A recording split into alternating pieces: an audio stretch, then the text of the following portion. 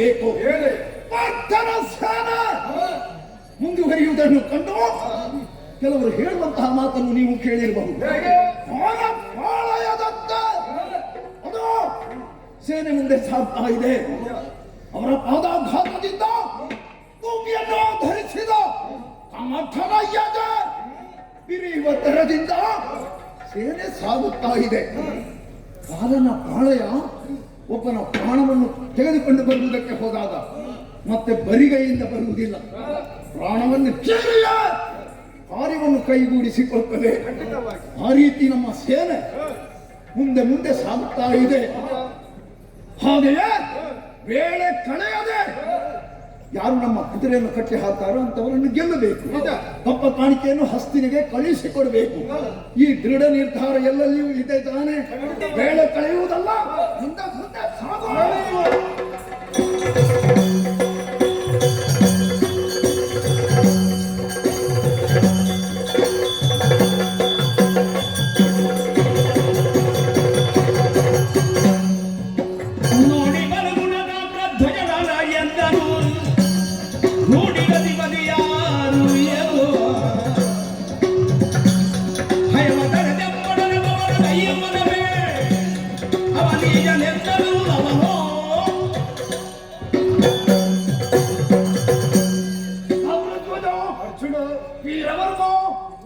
ಚಂದ್ರಹಾಸ, ನೀವು ದಕ್ಷಿಣಾಪತ್ಯದ ಅರಸರು.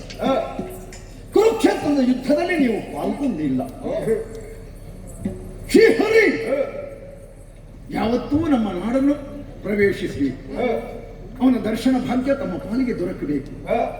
ಬರೇ ಅವನನ್ನು ಕಾಡಿ ಬೇಡಿ ಕರೆ ತರುವುದಲ್ಲ.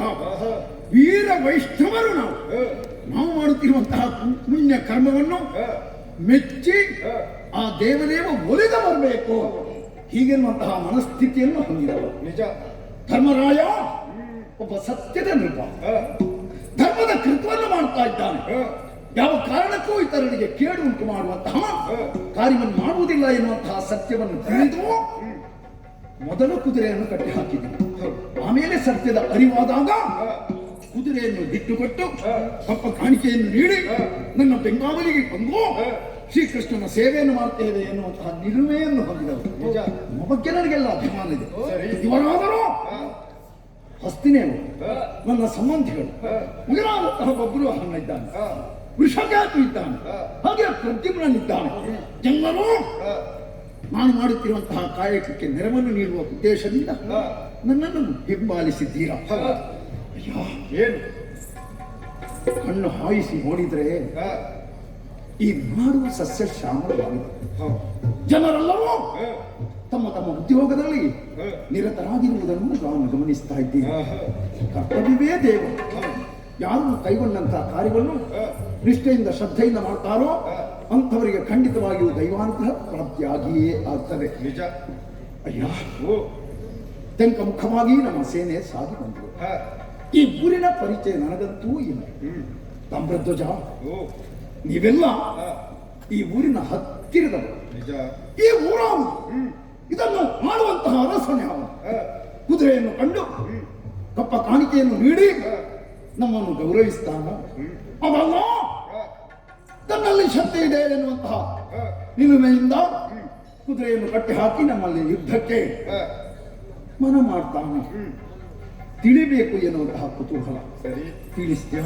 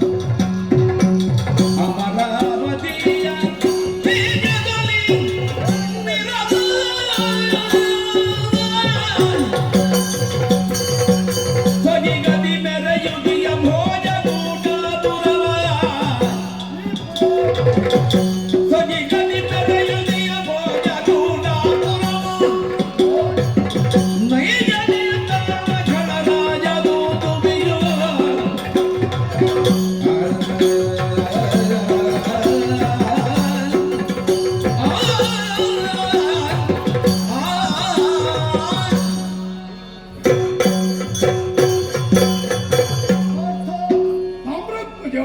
ತುರಗದ ಬೆಂಗಾವಲಿಗಾಗಿ ಬಂದವರು ನಾವು. ಹೌದು. ತುರಗ ಯಾವ ದಿಕ್ಕಿನಲ್ಲಿ ಹೋದರೂ ಕೂಡ ಆ ರಾಜ್ಯವನ್ನು ಪ್ರವೇಶ ಮಾಡಿ ಅಲ್ಲಿರುವಂತಹ ರಾಜರುಗಳನ್ನು ಸೋಲಿಸಿ ಕಪ್ಪವನ್ನು ಸಂಗ್ರಹ ಮಾಡುವುದು ನಮ್ಮ ಉದ್ದೇಶವಾಗಿದೆ. ಕುದುರೆ ಸ್ವೇಚ್ಛೆಯಿಂದ ಹೋಗ್ತದೆ, ಅದನ್ನು ನಾವು ಹಿಂಬಾಲಿಸಬೇಕು. ಖಂಡಿತವಾಗಿ ಈ ಸಂದರ್ಭಕ್ಕಾಗುವಾಗ ನಮ್ಮ ತುರಗ ಎನ್ನುವುದು ಮುಂದೆ ಕಾಣುವಂತಹ ಪುರದ ಬಳಿ ಬಂದು ನಿಂತಿದೆ. ಆ ಊರಿನ ಪರಿಚಯ ನಿನಗಿದೆಯೇನು? ಖಂಡಿತವಾಗಿ ಅಮರಾವತಿಯ ಮಿಗಿಲೆನಿಸಿ ಕಂಗೊಳಿಸುವಂತಹ ಈ ಪುರ ಎನ್ನುವುದು ಭೋಜಕೂಟ ಎನ್ನುವ ಹಾಗೆ. ಭೋಜಕೂಟ ಅಂತ ಈ ಊರಿಗೆ ಹೆಸರು. ಹೌದು. ಇದನ್ನಾಡುವ ಅರಸ ಯಾವನು? ವೀರದುಂದುಬಿ ಎಂಬಾತ. ದುಂದುಬಿ ಗಜಾಸುರ ಮೊಮ್ಮಗನಂತೆ. ವೀರದುಂದುಬಿ. ಹೌದು. ಈತ ಸಾಮಾನ್ಯದವನಲ್ಲ. ಪರಶುರನೇ ತಪಸ್ಸಿನ ಮೂಲಕ ವೆಚ್ಚಿಸಿ 300 ಶಿರಗಳನ್ನು 3000 ಕರಗಳನ್ನು ಹೊಂದಿದ್ದಾರೆ. ವಿಶೇಷ ಪರಾಕ್ರಮಿಯೇ ಹೌದು ಈತ. ಕುದುರೆಯನ್ನು ಕಂಡು ಒಂದೊಂದೇ ಕುದುರೆಯನ್ನು ಕಂಡ ಎಂದು ಹಾಕಿದ್ದಾರೆ. ಕಪ್ಪ ಕಾಣಿಕೆಯನ್ನು ಕೊಡಬಲ್ಲನೇ? ಇಲ್ಲ. ತುರಗವನ್ನು ಕಟ್ಟಿ ಹಾಕಿಯಾನು. ಖಂಡಿತವಾಗಿ ಸಮರಕ್ಕೆ ಎದುರಾಗಿ ಬಂದಾನು. ಹಾಗಾಗಿ ಸ್ವಲ್ಪ ನಾವು ಎಚ್ಚರಿಕೆಯಿಂದಿರಬೇಕಾಗ್ತದೆ. ಏನೋ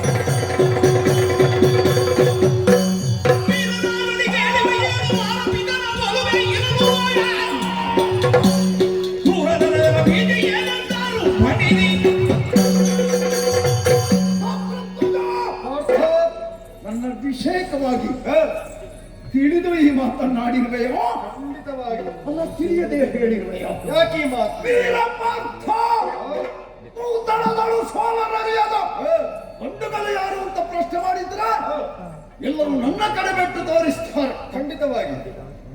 ಎಲ್ಲಿ ನರನೋ ಅಲ್ಲಿ ನಾರಾಯಣ. ಖಂಡಿತ. ನಾರಾಯಣನ ಜೊತೆಗಿದ್ರ ವಿಜಯ ಎನ್ನುವುದು ಅವರ ಕಾಲಿಗೆ ಕಟ್ಟಿಟ್ಟ ಗಂಟು. ಹೌದು. ಗೊತ್ತಲ್ಲ? ಖಂಡಿತವಾಗಿ. ಅದ ಕಾರಣ ಏನು? ವೀರ ದುಂದುಬಿಯನ್ನು ಗೆಲ್ಲುವುದು ಕಷ್ಟ. ವೃಥಾ ಸಂಜಾತನ ವೀರ ಪಾರ್ಥನಿದ್ದೇನೆ ಶಿವನನ್ನ ಗೆಲ್ಲಿದವ ಎನ್ನುವಂತಹ ಬಿರುದನ್ನು ಪಡೆದಂತಹ ನನಗೆ ಇವನ್ನೇನು ಮಹಾ ನೀತಿಯ ಮಾತನ್ನು ಹೇಳಿ ಅವನನ್ನು ಸರಿದಾರಿಗೆ ತರಬಹುದು, ಕಪ್ಪ ಕಾಣಿಕೆಯನ್ನು ಪಡೆಯಬಹುದು. ಅದಲ್ಲ ನನ್ನ ರಟ್ಟೆಯ ಬಲವನ್ನು ವ್ಯಕ್ತಪಡಿಸುವುದಕ್ಕೆ ಮನ ಮಾಡಿದಂತಾದರೆ ಅವನನ್ನು ಬುದ್ಧಿ ಕೆಳಗಿ ಬಲಾತ್ಕಾರದಿಂದ ಕಪ್ಪ ಕಾಣಿಕೆಯನ್ನು ಪಡೆಯುವಂತಹ ಸತ್ವ ಸಾಹಸ ಈ ಪಾರ್ಥನಲ್ಲಿದೆ. ಕುದುರೆಯಂತೂ ಹೋಗಿದೆ, ಕಟ್ಟಿ ಹಾಕ್ತಾನೋ ಅಲ್ಲ ಅದನ್ನು ಕಂಡು ಕಪ್ಪ ಕಾಣಿಕೆ ತರ್ತಾನೋ ಎನ್ನುವಂತಹ ಪ್ರತೀಕ್ಷೆ ಬನ್ನಿ.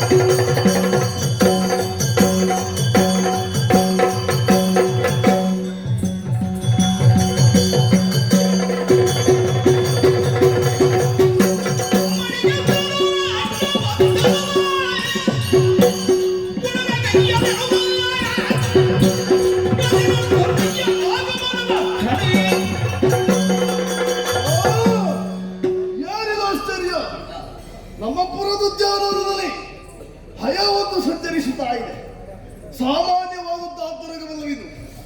ಸ್ವಚ್ಛತರ ಧವಳಾಂಗದ ಅತಿ ಮನೋಹರ ಪೀತ ಪುಚ್ಚದಳು ಸುಗಮನದೊಳೊಂದೇ ಕಿವಿಯೊಳಸೆ ನಿರುಚ್ಚನ್ಯ ಕೋಮಲ ತುರಂಗ ಅಂದ್ರೆ ಯಜ್ಞಾಶ್ವ. ಈ ಸಲ ನಾವು ಸ್ವಲ್ಪ ಮೇಲೆ ಬೀಳಬೇಕು. ಇಲ್ಲಿಯವರೆಗೆ ಮುಖ್ಯಮಂತ್ರಿ ಆಗಿದ್ದದ್ದು, ಇನ್ನು ಪ್ರಧಾನಮಂತ್ರಿ ಆಗಬೇಕು. ಹೇಳಿ ನೀವು ಮಾಡಿದವ ಅಧಮ, ಹೇಳಿದಷ್ಟು ಮಾಡುವವ ಮಧ್ಯಮ, ಹೇಳದ್ದನ್ನು ಮಾಡಿದವ ಉತ್ತಮ, ನಾವು ಸ್ವಲ್ಪ ಉತ್ತಮರಾಗಿ ಇದನ್ನು ಕಟ್ಟಿ ಹಾಕುವ.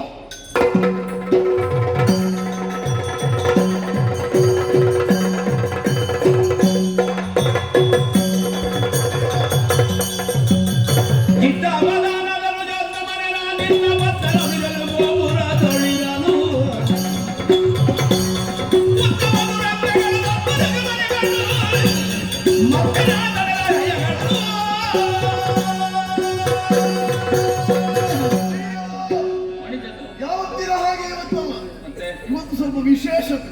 ಏನು? ನಮ್ಮ ಉದ್ಯಾನವನದಲ್ಲಿ ಹಯ ಒಂದು ತಿರುಗಾಡ್ತಾ ಇತ್ತು ಸ್ವಾಮಿ. ಅದರ ಹಣೆಯಲ್ಲಿ ಅಂದ್ರೆ ಲಲಾಟದಲ್ಲೊಂದು ಲಿಖಿತ, ಆ ಲಿಖಿತವನ್ನು ಓದಿದೆ.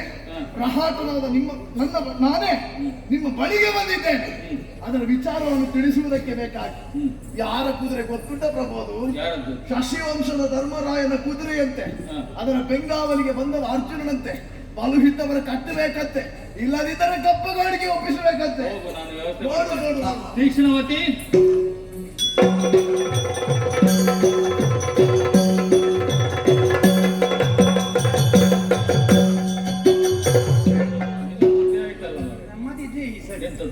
ಒಂದು ಹೇಳುವಾಗ ಒಂದು ಕರೆಯುವಾಗ ಒಂದು ಹೊತ್ತಿಗೆ ಬರಬೇಕು ಅಂತ ನನಗೆ ಗೊತ್ತಾಗುದಿಲ್ಲ. ನನ್ನನ್ನು ಎಂತ ಭಾವಿಸಿದ್ದೀನಿ? ರಾಯರು ಅಂತ ಹೇಳಿದ್ರೆ ನಾನು ಖರ್ಚು ಹೊತ್ತೆಷ್ಟಾಯ್ತು, ಒಂದು ಬರಬೇಕಲ್ಲ. ಹಾ, ಇನ್ನ ಒಂದು ಕೆಲಸ ಉಂಟು ನಿನಗೆ. ನನ್ನ ಸಣ್ಣ ಕೆಲಸ ಎಲ್ಲ ಮಾಡ್ಲಿಕ್ಕೆ ಆಗ್ಬೇಕು. ನೀನು ಯಾರು? ನಾನು ನಿಮ್ಮ ಸೇವಕ ಅಲ್ವಾ? ನಾನು ಹೇಳಿದ ಕೆಲಸವನ್ನು ನೀನು ಮಾಡಬೇಕು ಅಲ್ವಾ? ವಿಷಯ ಗೊತ್ತುಂಟಾ? ನಿನಗೆ ಗೊತ್ತಾಗಲಿಲ್ವ? ಮತ್ತೆ ಇಡೀ ತಿರುಗುತ್ತಾ ಇರ್ತೀವಿ ಪುಣ್ಯಾತ್ಮ ನೀನು. ಅಲ್ಲಲ್ಲಿ ಹೋಗ್ತಾ ಇರ್ತೇನೆ, ನಮ್ಮ ರಾಯರ ಬಗ್ಗೆ ತಿಳಿತಾ ಇರ್ತೇನೆ, ಹಾಗೆ ಹೀಗೆ ಇಷ್ಟಿಷ್ಟು ಬಿಗಿತ್ತಿ ನೀನು. ಅದು ತಿರುಗಾಟ ಮಾಡುವ ಕೆಲವು ವಿಷಯ ಸಿಗುವುದಿಲ್ಲ. ಈಗ ಒಂದು ಕೆಲಸ ಉಂಟು. ಎಂತ? ಇಲ್ಲಿ ಅವರು ಬಂದಿದ್ದಾರಂತೆ. ಅವರು ಯಾರು? ನಿಮ್ಮ ಸಂಬಂಧಿಕರ?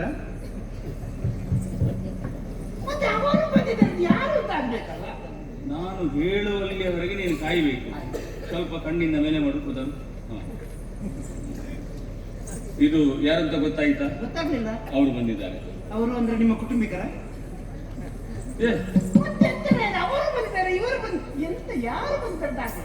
ನಿಮ್ಗೂ ಗೊತ್ತಿಲ್ವಾ ಯಾರಂತ? ನನಗೆ ಗೊತ್ತುಂಟು, ನಿನಗೆ ಗೊತ್ತುಂಟಾ? ಗೊತ್ತಿಲ್ಲ. ಗೊತ್ತಿಲ್ಲಲ್ಲ, ನಾನು ಹೇಳ್ತೇನೆ ಕೇಳು. ಅಲ್ಲಿ ಪಾಂಡವರು ಗೊತ್ತುಂಟಾ? ಅದು ತಲೆಯ ಕುದುರೆ ಮೇಲೆ ಪಾಂಡವರು ಗೊತ್ತುಂಟಾ? ಯಾರ ಹೆಸರು ಹೇಳು? ಧರ್ಮರಾಯ, ಭೀಮ, ಅರ್ಜುನ, ನಕುಲ, ಸಹದೇವ ಇವರೆಲ್ಲ ಪೂಜಿಸಿ ಬಿಟ್ಟಂತ ಕುದುರೆ ನಮ್ಮ ಈ ಆವರಣಕ್ಕೆ ಬಂದಿದಂತೆ.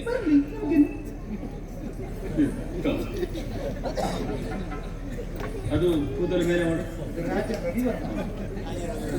ಇದು ಪಾಂಡವರ ಕುದುರೆ ನಮ್ಮ ಈ ಪುರಕ್ಕೆ ಬಂದಿದೆ. ಇದನ್ನು ನೋಡಿದಂತ ನಮ್ಮ ಮಂತ್ರಿ, ನಮ್ಮ ಸಚಿವ ಅವನಿಗೆ ತಡೆಯುವುದಿಲ್ಲ. ಅವ ಯಾವಾಗ್ಲೂ ಹಾಗೆ, ಅವ ಯಾವಾಗ್ಲೂ ಸಿಟ್ಟಿನಲ್ಲೇ ಇರುವುದು. ಅವ ಹೋಗಿದ, ಹಿಡಿದು ಹಣೆಯಲ್ಲಿ ಒಂದು ಲಿಖಿತ ಇತ್ತಂತೆ. ಬೆಳ್ಳಿಯ ಬಟ್ಟೆ, ಬೆಳ್ಳಿಯಲ್ಲಿ ಅದೆಂತದ ಹೇಳಿದ ಚಿನ್ನದ ಅಕ್ಷರಗಳಲ್ಲಿ ಬರ್ದಿತ್ತಂತೆ. ಇದು ಧರ್ಮರಾಯ ಪೂಜಿಸಿ ಬಿಟ್ಟಂತ ಕುದುರೆ. ಇದನ್ನು ಯಾರು ಕಟ್ಟಿ ಕಾದಾಡ್ತಾರೋ ಅಂತವರಲ್ಲಿ ಸಾಮರ್ಥ್ಯ ಉಂಟು ಅಂತಾದ್ರೆ ನಮ್ಮನ್ನು ಒಪ್ಪಿ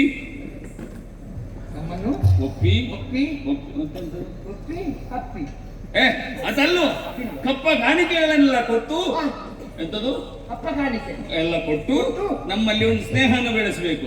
ಅದಲ್ಲ, ನಿಮ್ಮಲ್ಲಿ ಶಕ್ತಿ ಸಾಮರ್ಥ್ಯ ಉಂಟು ಅಂತಾದ್ರೆ ನಮ್ಮಲ್ಲಿ ಕಾದಾಟವನ್ನು ಮಾಡಿ ನಮ್ಮನ್ನು ಜಯಿಸಬೇಕು. ಬಲ್ಪುಳ್ಳ ಭಟರು ಎಂತದು? ಬಲುಹುಲ್ಲ ಭಟರು. ಭಟರು ಎಂತದು? ನನಗೆ ಕೇಳುವಾಗ ತಲೆಯನ್ನು ಎಂತದ್ದು ಮಾಡುವಂತ ಗೊತ್ತಾಗ್ಲಿಲ್ಲ. ಅದಕ್ಕೆ ನೀನನ್ನು ಕರೆದಿದ್ದೇನೆ.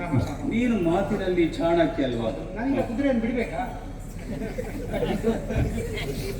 ಕೂದಲ ಮೇಲೆ ಮಾಡು. ಕುದುರೆಯನ್ನು ಬಿಡುವುದಕ್ಕಲ್ಲ, ಕುದುರೆಯನ್ನು ಬಿಡಿಸಿಕೊಳ್ಳುವುದಕ್ಕೆ ಅವರು ಬಂದಿದ್ದಾರೆ. ಅವರ ಹತ್ರ ಹೇಳಬೇಕು, ಕುದುರೆಯನ್ನು ಕಟ್ಟಿಯಾಗಿದೆ, ಬಿಡುವ ಪದ್ಧತಿ ಇಲ್ಲ. ಯುದ್ಧವನ್ನು ಮಾಡಿದ್ರೆ ಸಾವು ನೋವು ಸಂಭವಿಸ್ತದೆ ಅಲ್ವಾ? ಸುಮ್ಮನೆ ಯಾಕೆ ನಮ್ಮ ಒಳಗೆ ಒಂದು ಸಾವು ಆದ್ರೆ ಧರ್ಮಕ್ಕೆ ಸಾಯಿದೆ ಯಾಕೆ? ಯಾಕೆ? ಅದಕ್ಕಾಗಿ ಅವರ ಹತ್ರ ಹೇಳಬೇಕು, ನಿಮಗೆ ಕುದುರೆ ಬೇಕು ಅಂತಾದ್ರೆ ನಮಗೇನಾದ್ರೂ ಕೊಟ್ಟು ನೀವು ಕುದುರೆಯನ್ನು ಬಿಡಿಸಿಕೊಂಡು ಹೋಗ್ಬೇಕು ಅಂತ ಹೇಳಿ. ಅಷ್ಟು ಬಂದವ ಸಾಮಾನ್ಯ ಅಲ್ಲ, ಅವ ಇವ ಯಾವ? ಅವ ಹಾ, 3 ಲೋಕದ ಗಂಡ. ಹಾ, ಹಾ, ಹಾ. ಹಾ. ಅವ 3 ಲಕ್ಷ ಕಂಡಾದ್ರೆ ಹೌದು, ನೀನು 14 ಲೋಕದ ಗಂಡ ಅಲ್ವಾ? ನಾನು ಒಂದು ಹೆಂಡತಿ ಕಂಡ. ನಾನು ಅದೆಲ್ಲ ಕೇಳಿದೆ, ನಿನ್ನಷ್ಟು ಸಾಮರ್ಥ್ಯ ಉಂಟು, ಅವನು ಕೇಳಬೇಕು, ಹೇಳಬೇಕು, ಎದೆ. ಮಾತಾಡಬೇಕು, ಮಾತಾಡ್ತೇನೆ. ವಿಮರ್ಶೆ ಮಾಡಿ. ವಿಮರ್ಶೆ ಮಾಡ್ತೇನೆ. ಹಾ. ನಿಮ್ಮ ಒಂದು ಕೀರ್ತಿ ಶೇಷವನ್ನ ಉಳಿಸಿ. ಏ! ನನ್ನ ನಿಮ್ಮ ಕೀರ್ತಿಯನ್ನು ಹಾ. ಉಳಿಸ್ತೇನೆ. ಉಳಿಸಬೇಕು, ಆ ಒಂದು ಪ್ರಯತ್ನವನ್ನು ಮಾಡಬೇಕು. ಹಾ. ಆದಷ್ಟು ಬೇಗನೆ ಹೋಗು. ನಿಜ, ನಿಜ.